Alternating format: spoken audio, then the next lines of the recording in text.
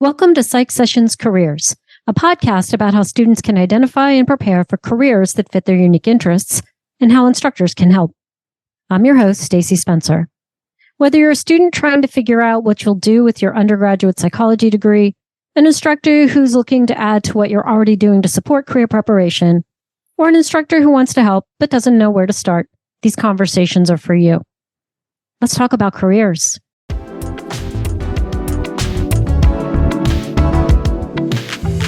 Welcome, Ashley Waggoner Denton and Janet Peters. This is the first time I'm having two guests at one time. I'm really excited to talk to the two of you. How are you today? Very good. Very good. I'm so happy to be here. Oh, thanks. It's Friday afternoon, so I'm delighted. Well, I think this is a great way to spend a Friday afternoon. I'm going to start by introducing you to our audience, although I'm guessing a lot of people who listen to Psych Sessions are going to be very familiar with who you are. I'm going to start with Ashley. Ashley, you're in the Department of Psychology at the University of Toronto.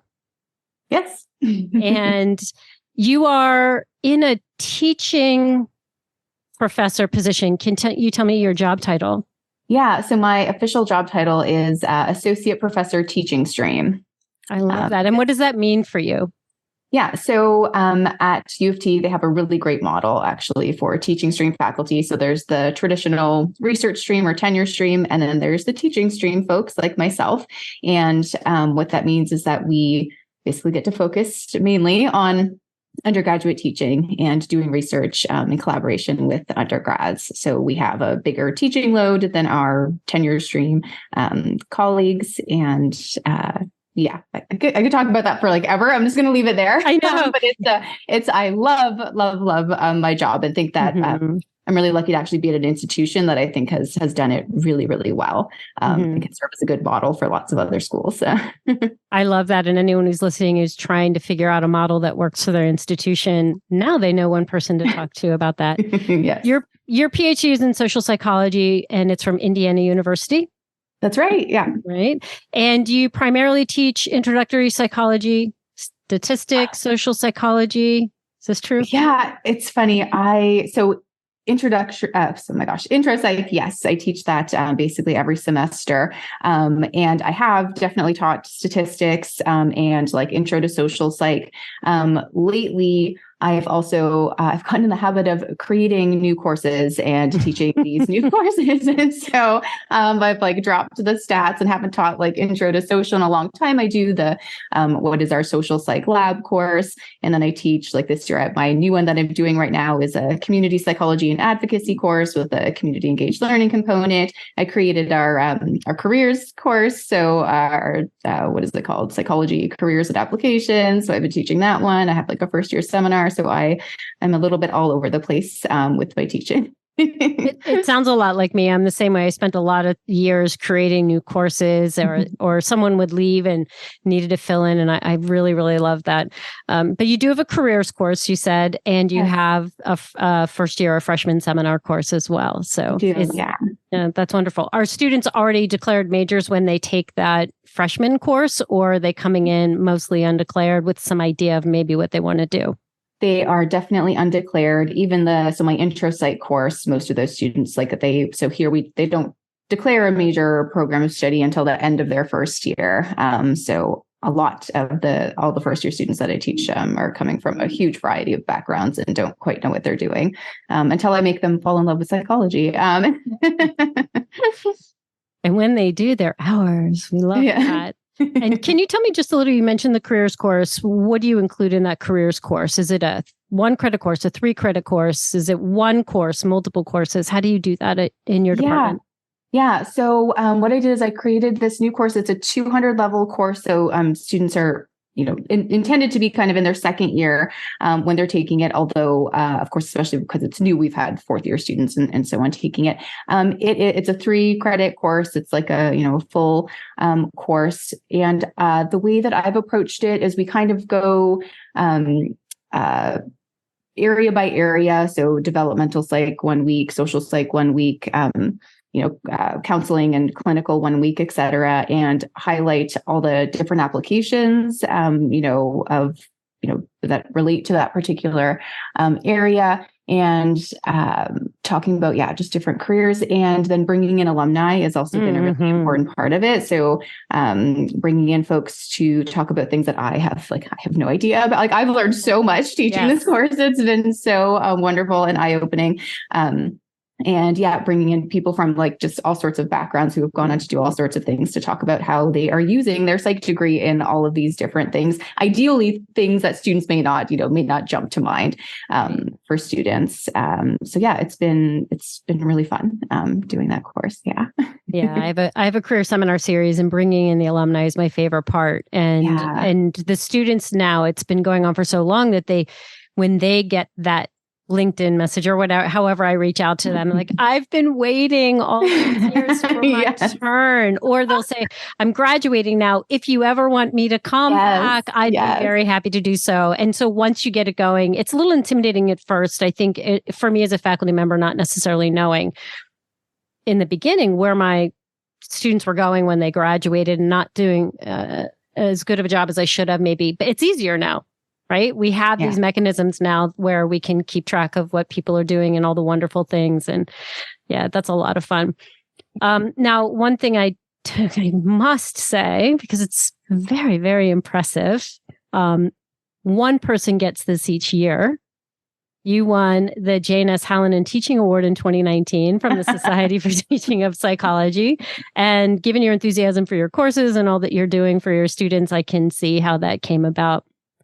Now, you're also very involved with APA, and you're a member of CABE. Would you please tell everyone what CABE is? Yes, I'm very happy to do so. So CABE is APA's Committee on Associate and Baccalaureate Education. So it consists of 8 faculty, 4 from 2-year institutions and 4 from 4-year institutions, where we come together and work on all sorts of initiatives that are just focused on, hey, what can we do to improve the teaching of psychology, to help instructors, to help students? And so it's been wonderful. I'm just kind of about to wrap up my second year, but so it's always a 3-year term. And so I'll be co-chair next year. And it's wonderful. We meet monthly and work with the amazing APA staff, so Martha and Sue, who are wonderful. And it's a really great opportunity to connect with other faculty and work on things that we hope are going to make a difference to other instructors and students. And that's what we're going to talk about today, is one very big project related to CABE. Okay, Janet, you've been very patient. It's your turn. You ready? I'm ready. All right. You are at the Department of Psychology at Washington State University. Yes. And you have a PhD in organizational psychology from Colorado State University. I do. Right. And I noticed something. Is this true? Were you once a student of Regan Gurung's? That is true. When I was a tiny baby sophomore in college, I took this class, Intro to Psych. Not knowing what it was about. But it was taught by Regan Gurung, and that was a really important milestone in sort of my own trajectory and the way I experienced college and what I was able to get out of it. Mm-hmm. So for those who don't know, that was at the University of Wisconsin, Green Bay. Mm-hmm. And I've actually, as part of this series, the season of episodes, interviewed Chris Vespia. Yeah. Also, here's my undergraduate advisor from the University of Wisconsin, Green Bay. Awesome. So tell me about the courses you teach. Oh man, so they've changed over time. Really, when I first got here, I taught intro, stats, and org psych. Well, and then I guess research methods. But over the last few years, it's I teach intro less, which I'm so sad about because I love teaching intro. And mostly now I teach research methods and stats. But this year I'm teaching a freshman seminar class.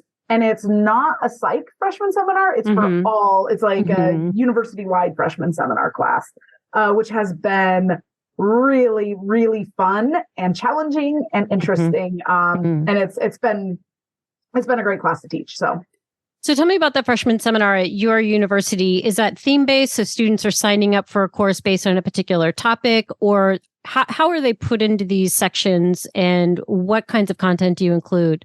Yeah, so this course is they're put into it sort of when they're a first semester first year students. We teach it in the fall of each year, and they are automatically put in. They can opt out if they want, but they're enrolled in the course, and it has, I would say, the outcomes of the course are along three main themes, which one is academic. So we'll talk about study habits and other themes related to academic success. There's personal success, right? So there's a lot of introspection, reflection, exploration. And then the other one is careers. So we'll also do career exploration, what opportunities are available, how do they learn about internships and resources. And so it's those three outcomes of academic, personal, career. Yep. We have a course we call Introduction to the Major because all of our students come in declared. It's a very unusual, it's very unusual for me coming from liberal arts. It's very different to be at a school like this. I'm at Mass College of Pharmacy and Health Sciences. So everyone's choosing what they want to be. But we do have a lot of students who are arts and sciences majors. We have a health psychology major. And so we call it ITM, Introduction to the Major, ITM sections are program organized. So they're in with their majors. And those are the three things. Ours is really, the first one is more of the community and belongingness. And then we have the academic success, and then we have the program and career understanding. So sort of the navigation as their undergraduate. So it's very similar. It's similar. I can't imagine what it's like doing it with students who are like career, like what? But you're giving them, I like the idea of here are the tools in the toolbox for you to take as you're progressing through your program. It sounds like that's really what you're giving them, is a lot of that information for success as an undergraduate. Yeah, I think one thing I've appreciated about it is just, I think it gives students a little bit of space and intentional design to think about things that some students will think about anyways, or they'll make that time and priority. And I think it's creating the context of them to be really explicit about what do they want out of college? Like, what are their values and how do they pursue those, and just taking the implicit to the explicit. And to me, a lot of it is really revealing that hidden curriculum. We have a lot of first gen students. And so that's what I get to do for a whole semester. And it's been joyful. Honestly, it's been really fun. I'm telling you, I have said all of those things about my course. I can't even believe it. I was going to say it's making the implicit explicit. It's the covert to the overt. It's so important because we make assumptions. How long did it take us to figure out this academic world? And we have to remember they have no idea coming into this space. And all of the cultures in every university has a different campus culture. And how do we bring them in and make them feel like they're a part of it and not, just floating around and very confused? So I love these courses. I think they're really powerful. So how long have you been teaching that? This is my first semester, first time. So it's very exploratory, but it's fun too, because it also means I think it just has given me a lot of opportunity to think about, what does this mean? And I'm a first gen student. Yes, me too. So being able to think back on navigating a system for which with which I was unfamiliar. And so it's been, so it's my first time. I am in the academic version winging it, but in a way that I think is delightful and wonderful. Yeah, I think having it too programmed, too specific going in. If you have very high expectations or clear, specific expectations, you'll be let down in a course like that. You really do want to go in and kind of let it be what it's going to be for that group of students. I was asking how long you've been teaching it because I can't wait to hear in a few years the students who see you later, who aren't going to be psych majors, but are going to see you and say, thank you so much. That was a really important part of my first year. So, that's the dream, right? Right. That's the thing that keeps an academic running, is when your class was helpful or impactful. I think I could live off of that feeling. I respond to a lot of those with, thank you, I can retire now, right? Because that's what it feels like. That's the goal. That is the dream. All right. Now, you're also an outstanding teacher. You were awarded the Outstanding Teacher Award at your university. Right? Yeah. Yeah, I don't mess around when I invite people to be guests. I see that. You did the deep dive. I did the deep dive. Sometimes, as you can tell, when I list courses, I'm wrong. Because I think that's true of a lot of us who love teaching is the courses change and it's hard to keep a static website up to date with all the changes that we make. Now, but you did have something on your list, a professional skills for psychology majors. Is that a course that's regularly taught or is that a trial? It kind of, you were doing what? I wish. I have taught it in the summer before as a summer class. It's not, I'm on a branch campus. We're pretty small. We kind of have to stick to the courses that help get the degree. So there's not very much wiggle room in adding in electives. Right. So that was a course that some students expressed interest in. And I was like, I can build it. And I did. And it was so much fun. The amount of career exploration that we did, the activities we did. I'm an IO psychologist. So they got to do like a 360-degree feedback activity. And that was so memorable. And so we got to do a bunch of really IO career development, exploration, skill development, professional readiness. And yes. I got to teach it twice. And I have not taught it since then. Aww. But it is great. It's fun. I wish there was room. I wish that we could make room. I have 3 1-credit courses. My majors are required to take all 3. And I had to turn a general elective into these 3 1-credit courses. So there's a lot of discussion. Should we do that? Should we dictate what those 3 credits will be? As it turns out, it was the right decision. But resource wise, it's very difficult to staff something like that. And I remember Eric asking me,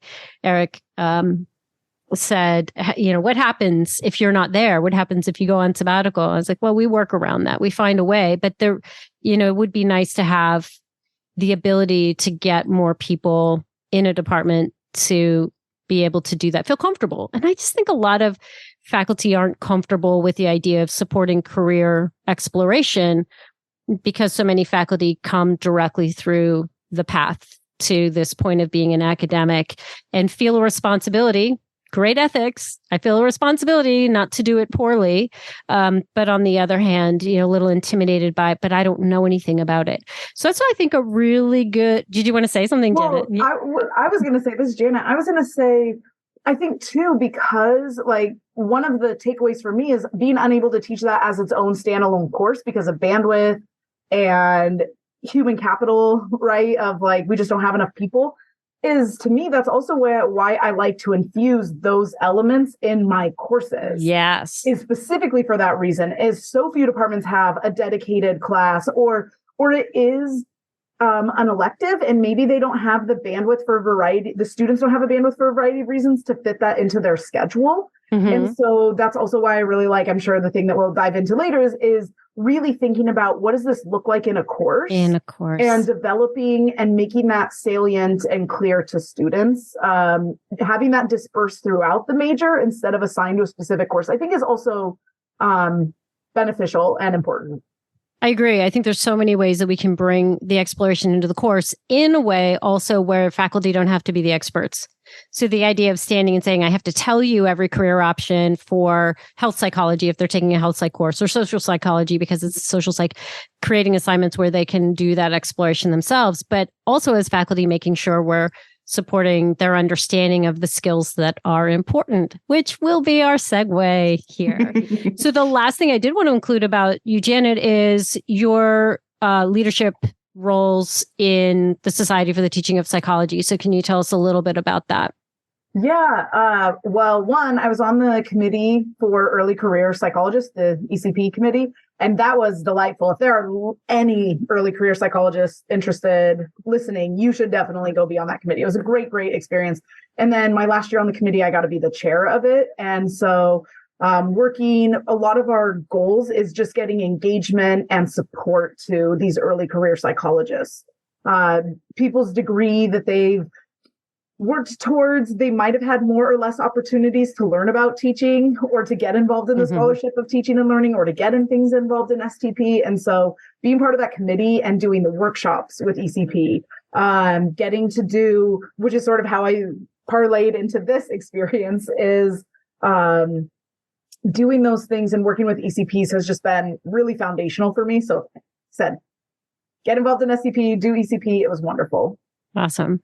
All right. Now let's move into the reason I invited the two of you specifically is because you worked on a project that took the Skillful Psychology Student skills and created ways that instructors can incorporate skill development into their courses. So I'm going to let you guys kind of tell that story.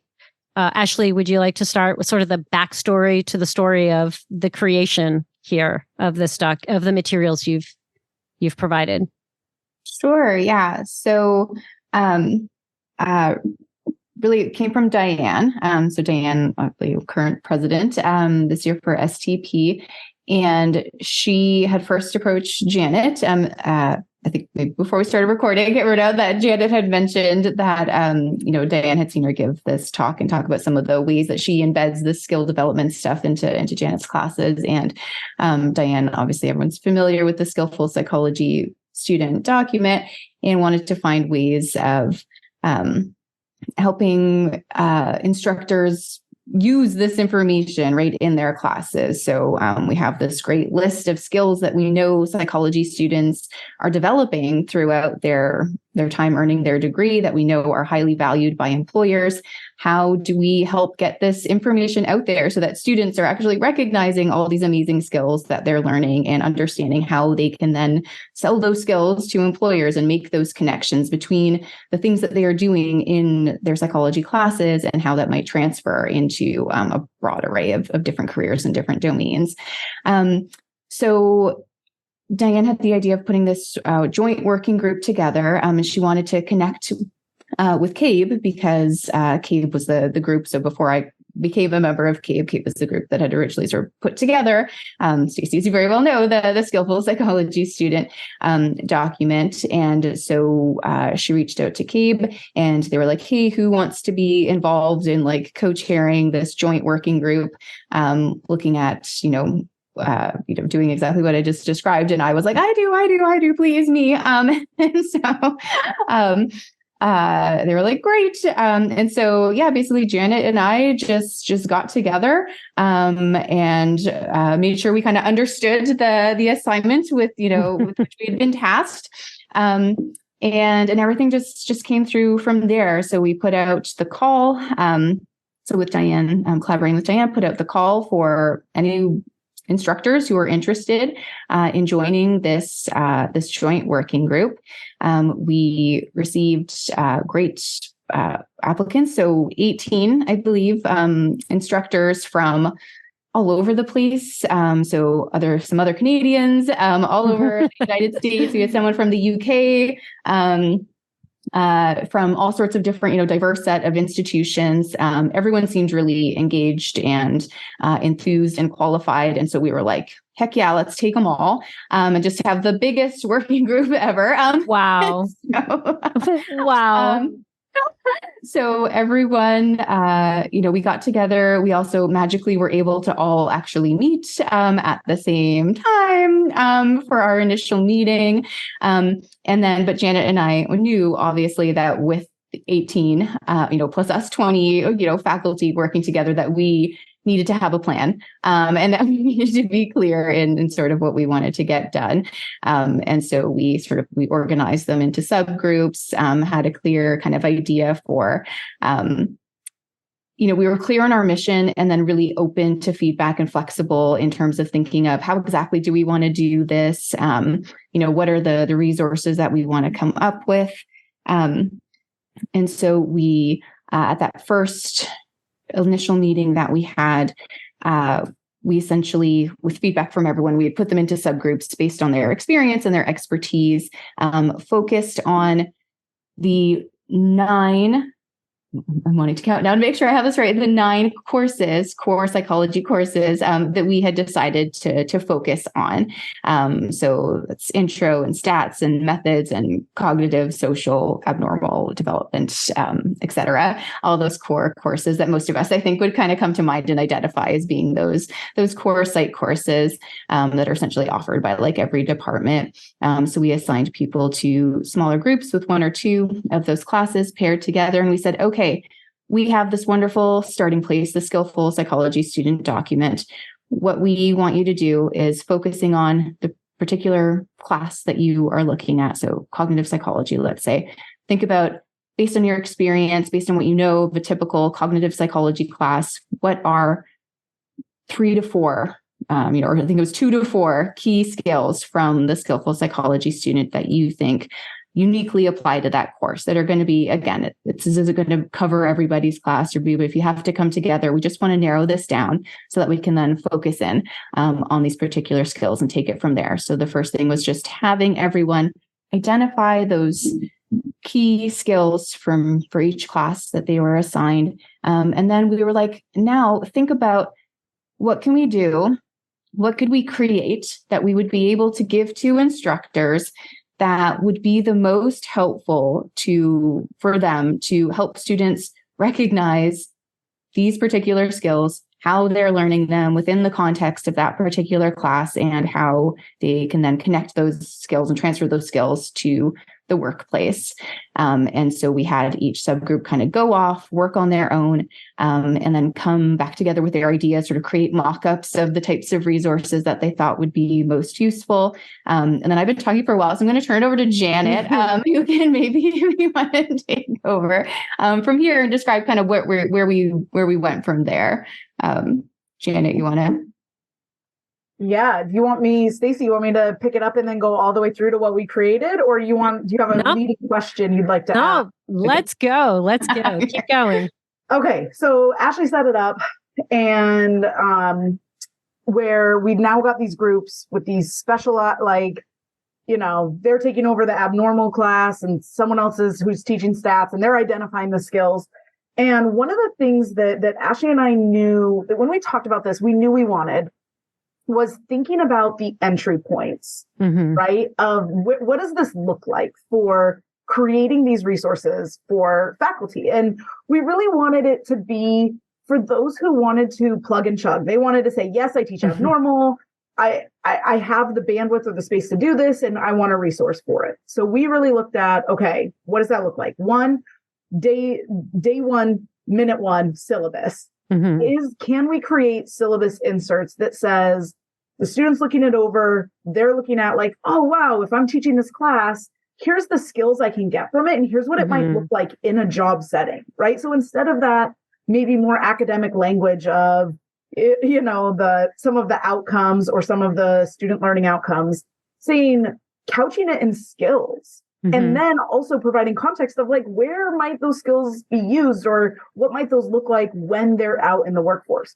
So creating a syllabus insert that says, hey, you're going to pick these up. 2, again, day 1, minute 1, first day of class, creating some activities that said, hey, you just signed up for and started a stats class.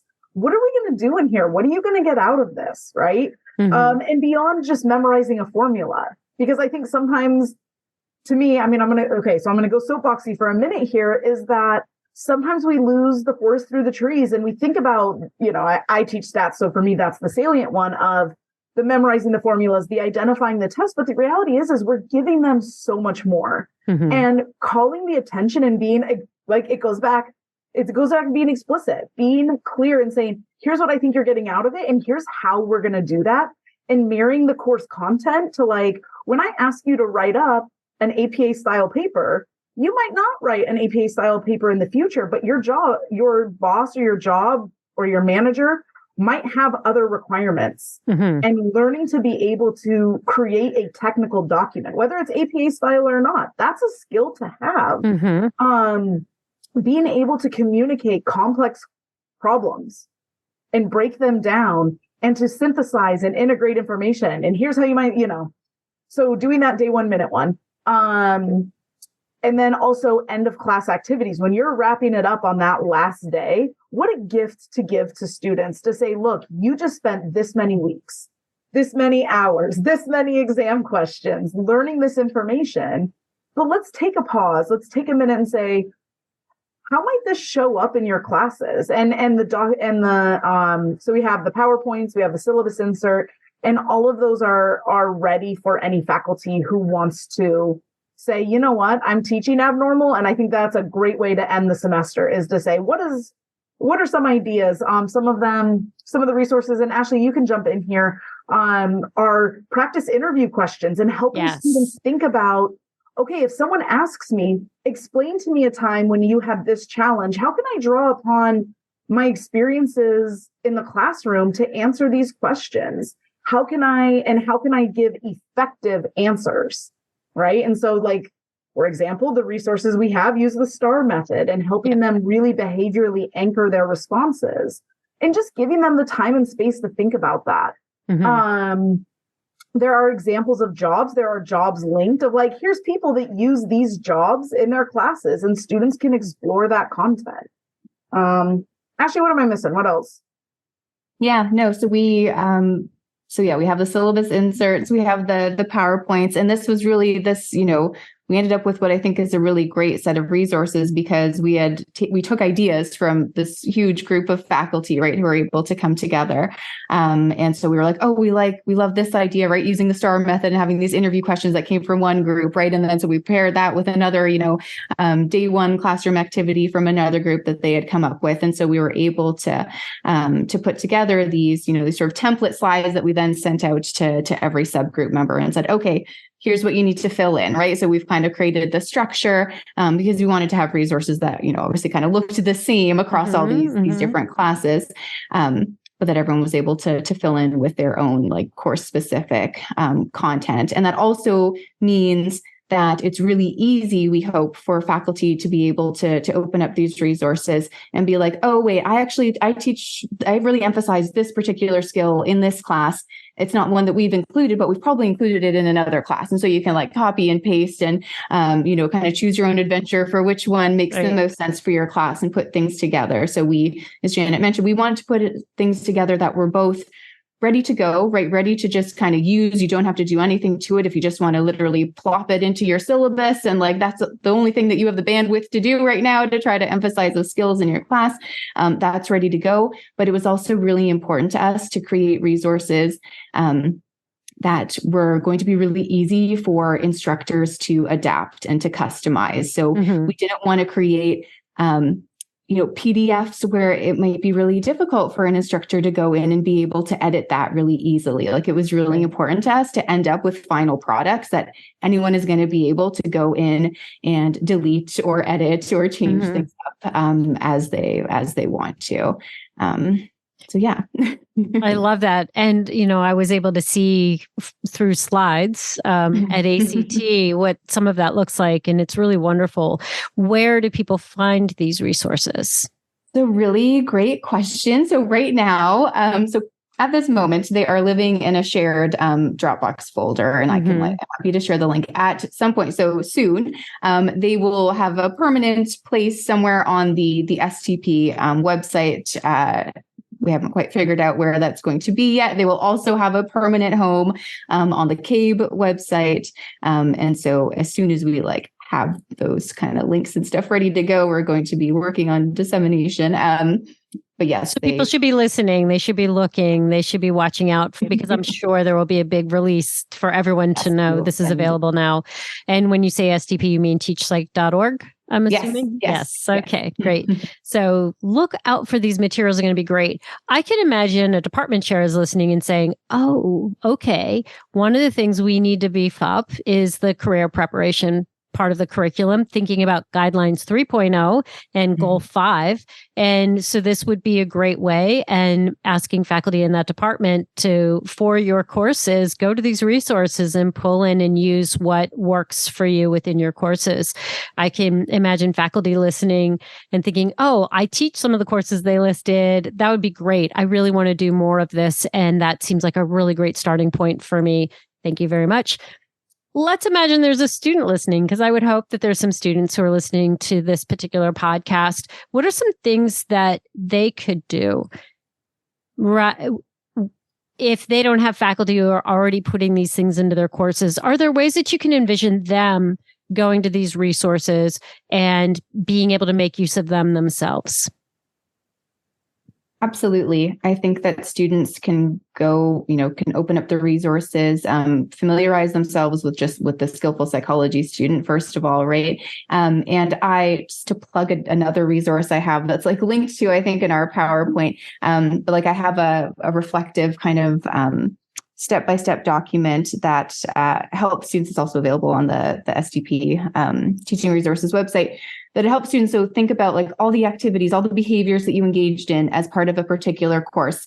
Now go through and read through the different examples of all these different skills in the Skillful Psychology Student and kind of check off the ones where you're like, yes, I have evidence that I've, developed this skill, and then make these connections and walks through and has them practice sort of putting, sentences together that are like, yes, I am able to, demonstrate effective collaboration as evidenced by my ability to do X, Y, and Z in this particular class. It kind of walks them through that. And then the idea is that if they're able to do that as a reflective activity at kind of the end of the semester, right, or end of a particular course, and then document this, that then a year later when they're applying to a job and trying to think, wait, what have I done that's like shows these skills that are listed in the, in the job description here, that they can pull up this document and be like, oh, right, in research methods, we did this thing, right, in stats, we did this, and pull from this, that they've already done some of the legwork there and thinking about how the skills that they're learning in their psych classes might transfer to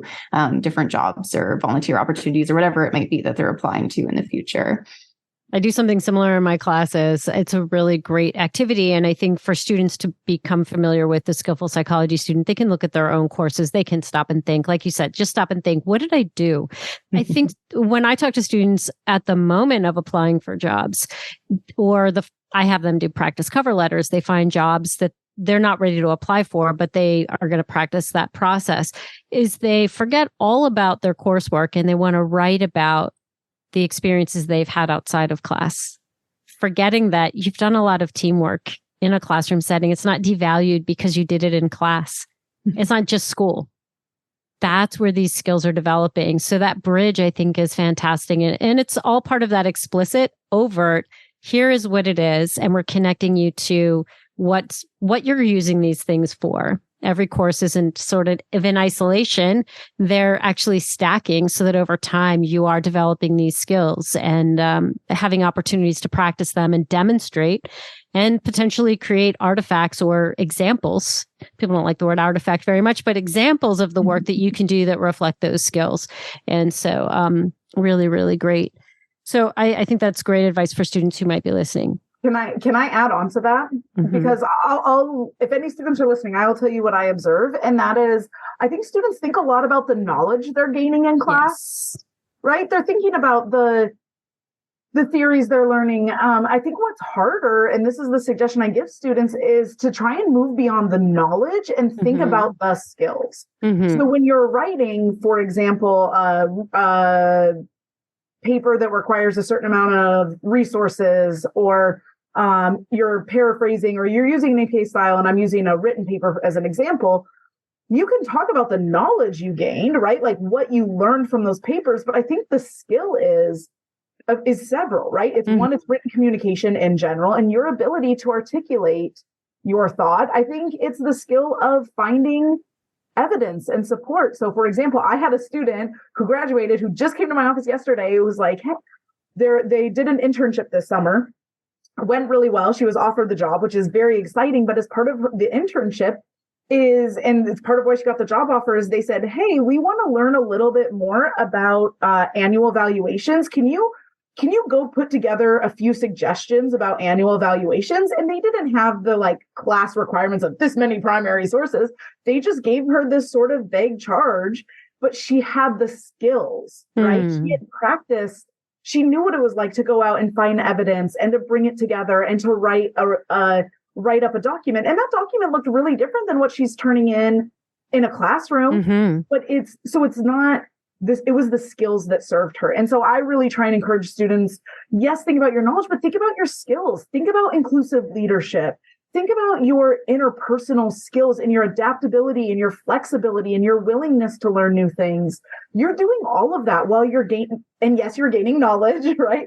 But you're also gaining these skills. And I think the skills are just so marketable. Mm-hmm. So to me, then the other piece that I would tell students is, and this is sort of what Ashley touched on, is how do you make those skills, which are abstract, right? How do I be like, you know what everyone says? I'm a good team player. That is, right. That is everyone's answer, but not everybody is. And so how do you answer that question in a way that is behaviorally anchored? Mm-hmm. How do you have that produce the evidence to say, I'm not just telling you I'm a good team member, here's evidence for it, right? I was rated as a hot, we did this project in my research methods class and we did self and other ratings and all of my group members rated me as someone who was dependable and right. And you're moving from the more common answer. Yeah, I'm a good team player. Yes, I like getting along with people, which a lot of psych majors will say, and it might even be true, but it's really that evidence that differentiates. Mm-hmm. So that's what I try to tell students. So if there's any students listening,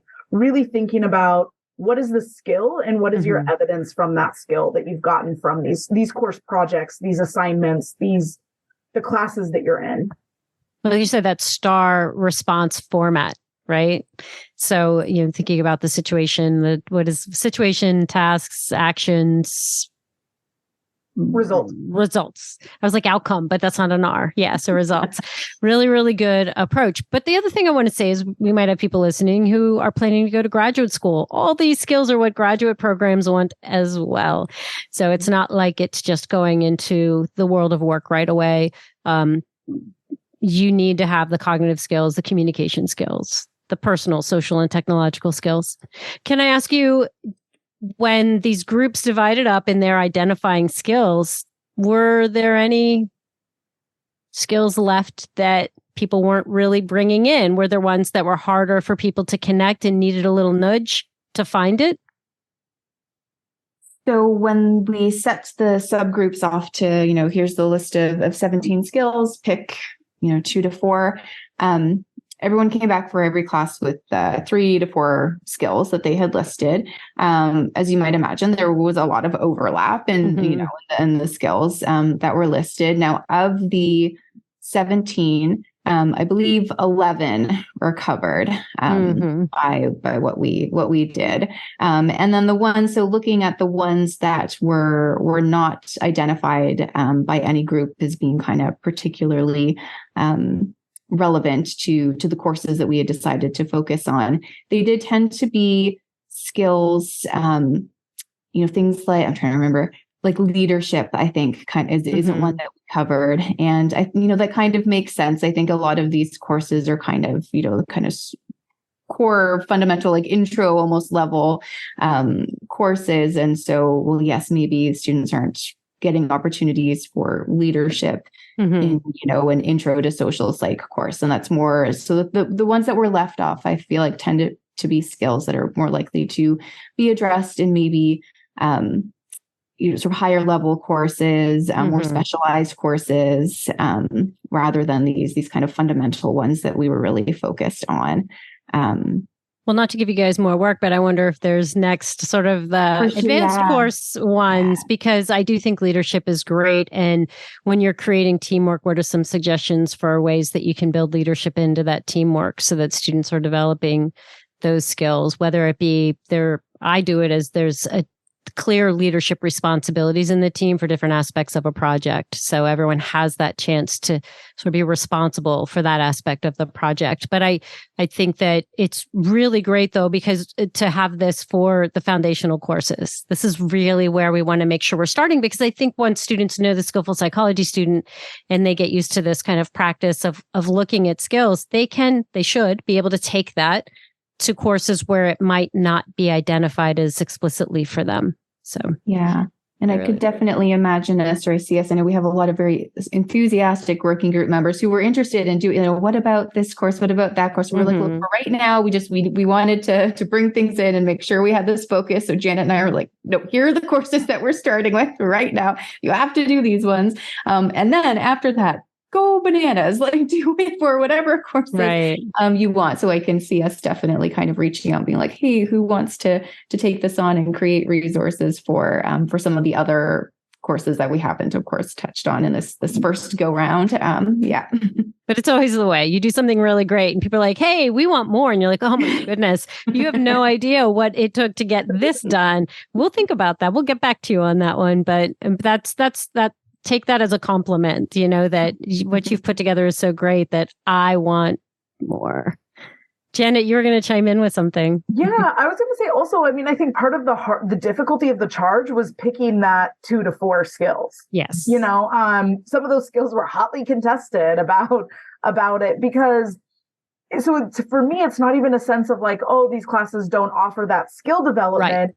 Right. Is it in the top, like very few number? And so I think some of the ones that we saw over and over again, like written and oral communication, like the written communication is such an integral part of being a psych major that I'm not surprised that we see that as a hallmark skill echoed throughout the courses. Yeah. But what it means though is because that is that like hallmark skill that is directly incorporated into so many courses, I think it's harder to see some of the skills like service orientation, yes, or self-regulation. And those skills are inherent to the psychology curriculum, I believe.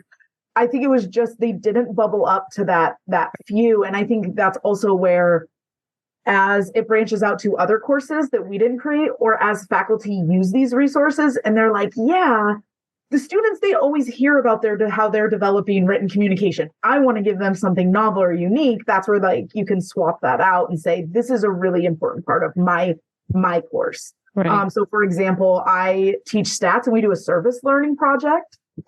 So like I might swap out that service orientation. We have a community partner that we are in constant conversation with, that the students are expected to behave in like those professional skills that you have when you're working with a collaborator.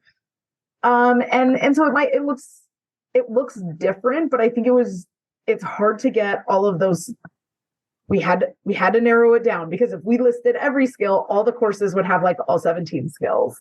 That's right. So if anyone's out there that's like, yeah, but my class has this skill, we're like, yes, we love that. And you should highlight it because your students will love that. Yeah. We just had to keep it at that level of generic.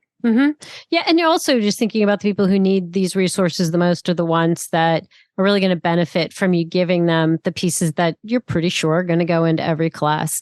And with seeing examples for the other courses, things that can be pulled into the course they're teaching, because they're all together. It's one set of resources. What do we call this? What is this resource? Does it have a name yet? You're smiling. I love it.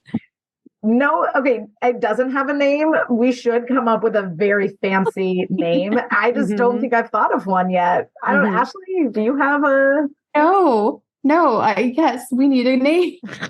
Okay, mission number 1 is finding a name for these resources. Right.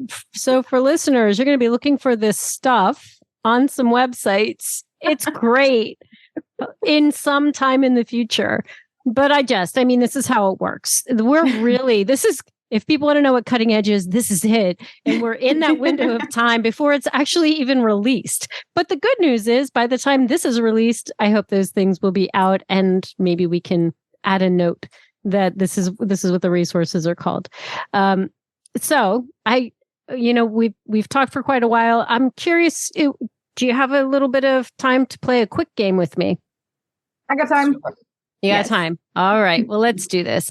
I have 4 job descriptions, 2 from each of your locations. I'm going to tell you a little bit about these jobs. And given that you are skills experts, you're going to tell me the skills that the employers listed and potentially skills that you think would be valuable. So the problem, I just want to say with job postings is employers don't list all the skills we know are valuable. Excuse me. So we're relying on what they decided to put into the job posting. That's very different from what someone will actually need to be successful. All right. So here we go. Let's start with this one. Now, this is a sports program supervisor. So these are positions, bachelor level jobs that someone with a psychology degree would be eligible for. And I tend to choose things that are not psychology specific or what most people would think in terms of mental health options. All right. So let me scroll down here. It says they want 5 years or more experience, but this, in terms of a work setting, it is a fitness center, a private club, and the person will be responsible for coordinating special events, participating in staff meetings, educational conferences, and workshops. They will analyze and evaluate athletes or teams' performance. They will be, leading and instructing individuals. They're going to organize and maintain inventory. They're going to perform sales and marketing activities. They will plan, develop, and implement training and practice sessions. Gosh. I know. It's a lot of different tasks. A lot of tasks. So what are it says personal suitability. So what are the qualifications under personal suitability for this position that you think? I think good collaboration skills definitely come to mind. Being able to be a good team player. Oh, it actually says team player. Good job. Ding, ding, ding. How about some more? Janet, you want to go?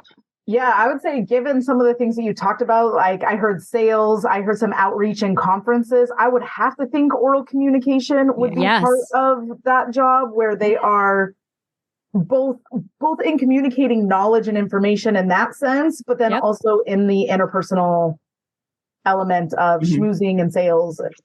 They don't put it that way, but they do say excellent oral communication skills. That was the first one listed. Very good. Yes. A team player is on that list. We already said that. Yeah. I'm going to tell you, because you know the Skillful Psychology Student, and if you don't, hopefully it's in front of you.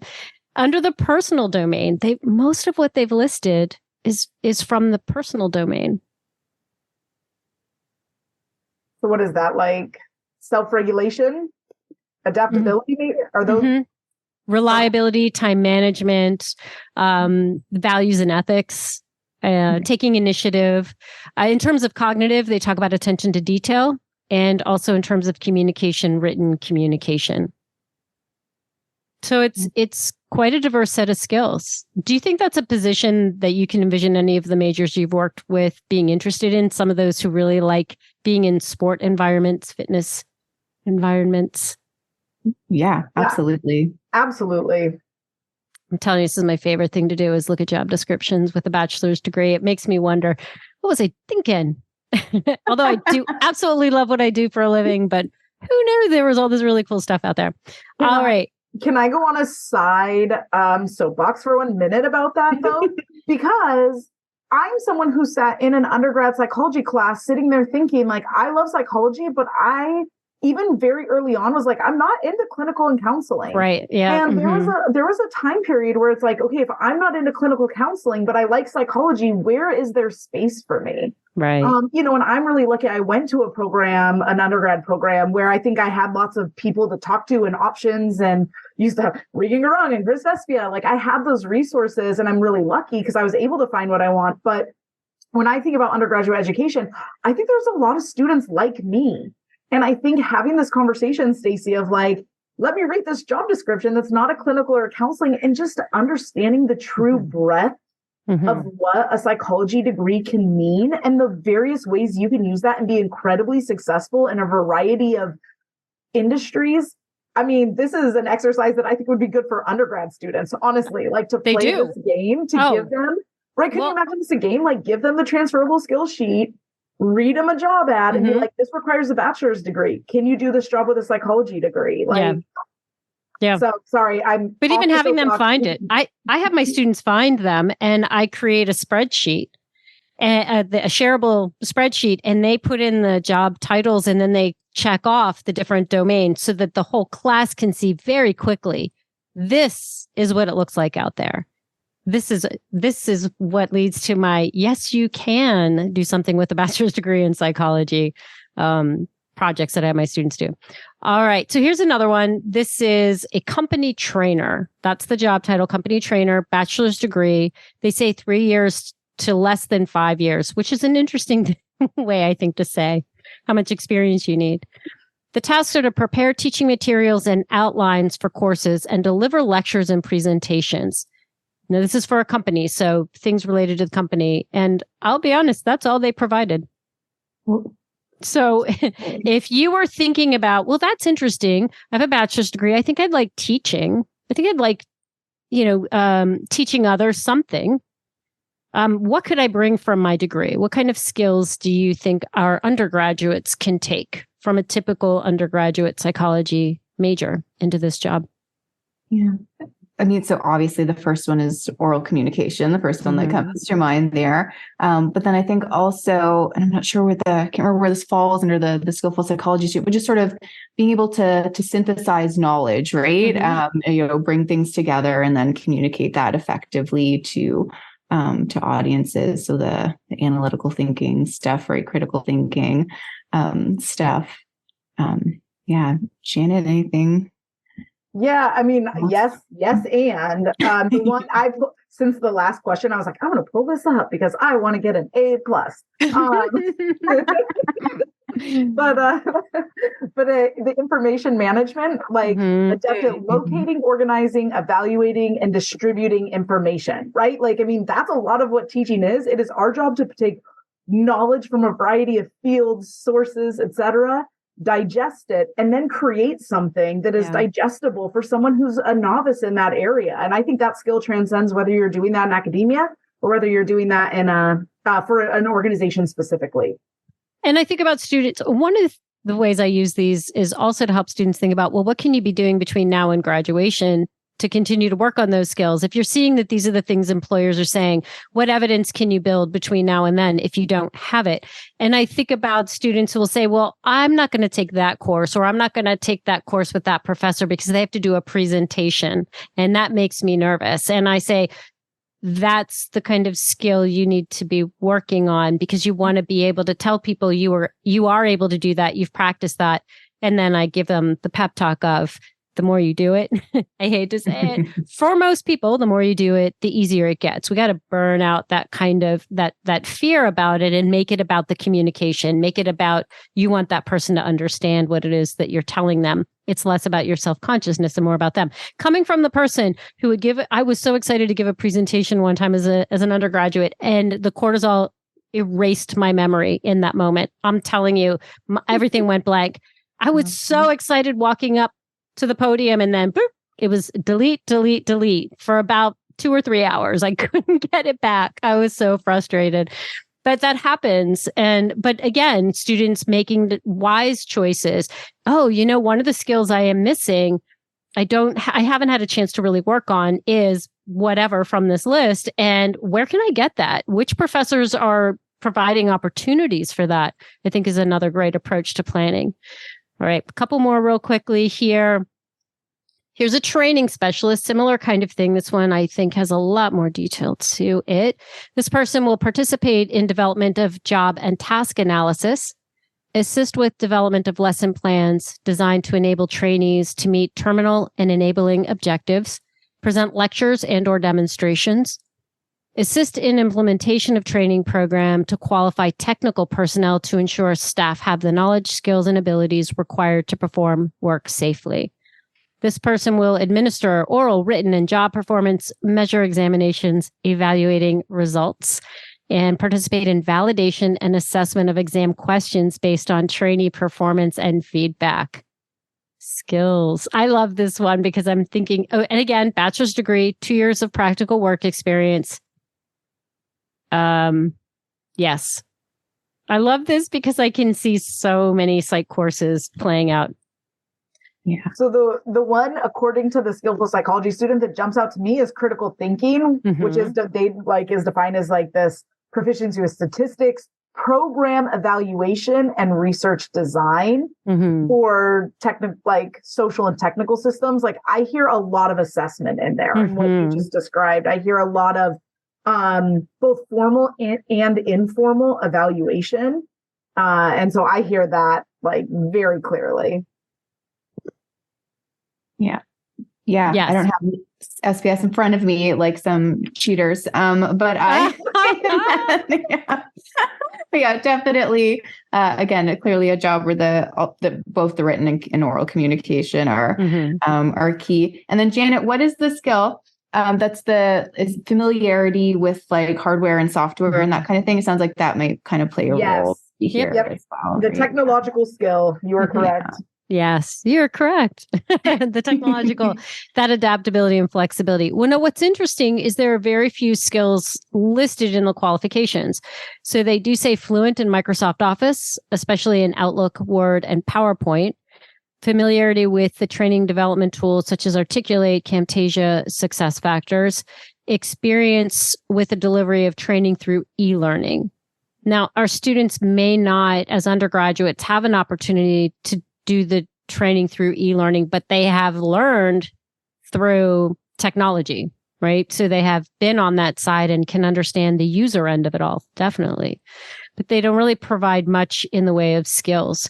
And what I say to students in those situations is, it's then up to you. They're going to be wowed by the fact that you've dissected that and thought about, here are the skills I am sure you need for this job. And I'm going to tell you that I have them.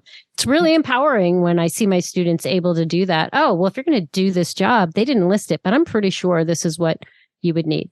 All right. One last one. Here we go. You guys ready? Ready. Yeah. I thought this was interesting. I don't think I've used this with any other guests. This is an admissions counselor at a university. And again, a bachelor's degree. 1 year experience directly related to student services, which we know our students can get through leadership opportunities on campus. Absolutely. Understanding of and commitment to inclusion, access, and diversity. Excellent. Oh, sorry. I've started getting into some of the skills. I almost said them. But in terms of an admissions counselor, this is someone who's going to be providing information, attending high school, college fairs, community college fairs, doing classroom visits, one-on-one appointments, participating in admission counselor programs. Let's see. They work with data systems to create a comprehensive recruitment plan and personalized plan. So, what do you think? Yeah, I mean, definitely some interpersonal skills in there. Or communication, both written and oral communication, right? Inclusivity, I think was the one that maybe you gave away. So gently. Service orientation, I think too, a bit of that in there. And some information. I don't know. Yeah, that touched on a whole bunch of things, actually, now that I'm thinking about it. Janet, what did I miss? No, I 100% like the domains. I was like, wow, social and communication. Any of those sub-specific skills, absolutely. Yeah. Really strong interpersonal skills, which I think is where our psych students shine. And I don't think an admissions counselor, again, like would necessarily be like, oh, you would do that with a psych degree. But if you look at the map of skills that they get out of the psych degree and the skills you just described, that is a strong match for those social, interpersonal communication skills. And if you want to help people, but you don't want to help them in the world of mental health, you know what I mean? Like that's that joke that we make. Students will say, I want to help people. Yes, I get that. That's awesome. Tell me more about why it is you want to do that in mental health. But here's another way for those of us, Janet, you and I are the same. It's like, I never had an interest. I didn't take abnormal psychology. I don't think I took personality theories. I was much more into cognitive psychology, research methods, social psych, human development. And I just wanted to figure out, well, how can I use this? What's out there for this? The other way to think about it that frustrates me a little bit is people want to do that direct path of, if you're this major, these are the kinds of jobs you would apply for. Instead of saying, well, if they want a bachelor's degree, what bachelor's degrees do we think align perfectly with any of these? I do know people who majored in communications who make wonderful admissions counselors, but they didn't major in admissions counseling. And by the way, that position prefers a master's degree. So they're actually valuing education around this kind of service, understanding student development and, identifying qualities, but also being able to deal with data. There's a lot of data analysis that goes into the recruitment process. So really, really cool opportunities. Well, thank you for playing my game. I think for professors, it's hard. My guests have all felt a little uncomfortable getting things wrong. What? Me? No. Lots of guests are like, no, wait, did I do okay? A+? Who said A+? Who said That was A+? me. That's Janet. Who called someone a cheater? Well, this has been so much fun. Thank you very much. I cannot wait for your resources to be named later to appear. So that I can recommend them to my colleagues, that they're wonderful to be putting into their courses. Nice. What did you call it? Plug-and-Chug. I love that. Love that. I'll just throw out there, like, we so want people to use them. I mean, they were really created for our colleagues to really have that space or that opportunity to maybe do some of that intervention with skill development with students and just making it transparent. We know that transfer can be hard, of taking the things that we're doing in class and saying, what would this look like outside of these four walls? So we just so invite you to use them, adapt them, change them, send us emails about them. We're just really excited to share them with everyone. We hope you love them. Oh, thank you. Ashley, do you have a last comment you'd like to make before we say goodbye? Yeah, no, just ditto. I love that. And for listeners, it's a podcast world. So when you listen isn't necessarily when something's released. And we've talked about things that are in a weird space and time. So please look for these materials. They're fantastic. Thank you so much. Thank you. Thank you, Stacey. So much fun.